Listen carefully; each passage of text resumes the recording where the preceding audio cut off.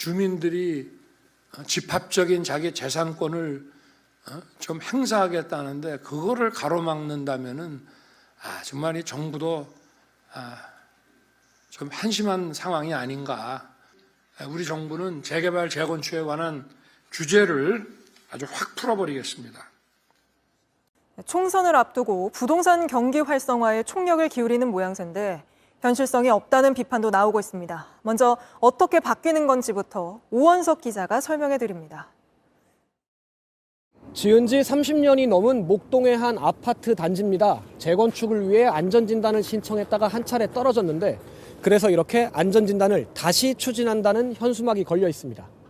하지만 이제 준공 30년 된 주택은 재건축 첫 단추였던 안전진단 없이도 재건축에 착수할 수 있습니다. 전국 173만 가구가 대상입니다.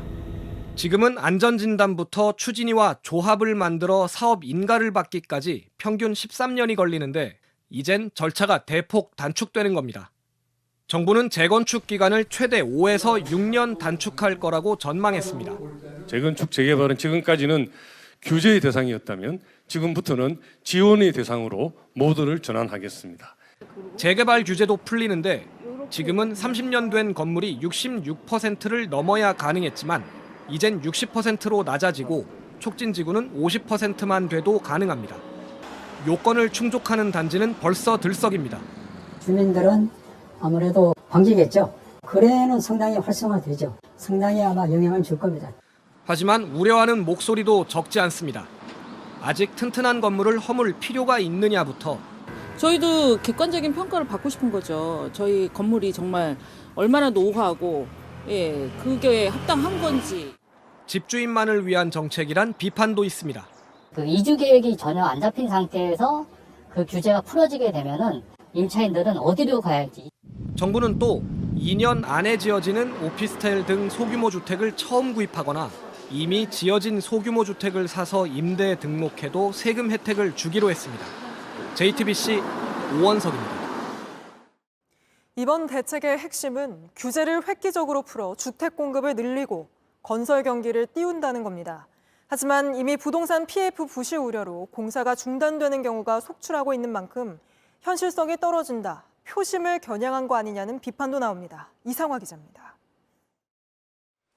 오늘 민생 토론회를 주재한 윤석열 대통령은 경험담부터 꺼냈습니다.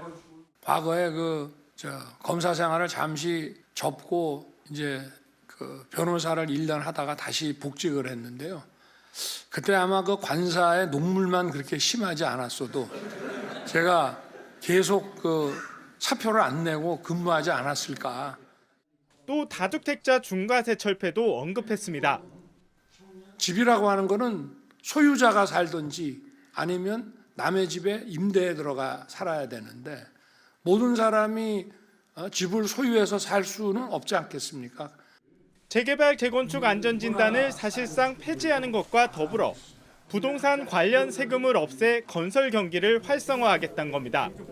정부는 이번 대책으로 앞으로 4년 동안 전국의 95만 가구가 정비 사업에 착수할 거라고 내다봤습니다.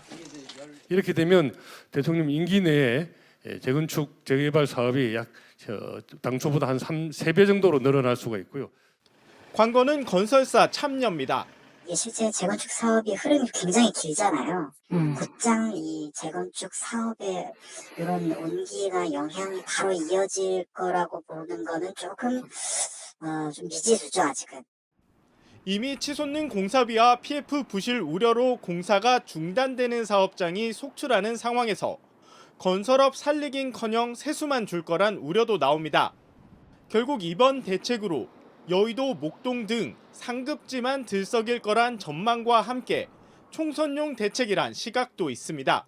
부동산 가격이 오르기를 바라는 투기 심리를 자극함으로써 표를 얻으려고 하는 총선용 정책이 아닌가? JTBC 이상화입니다.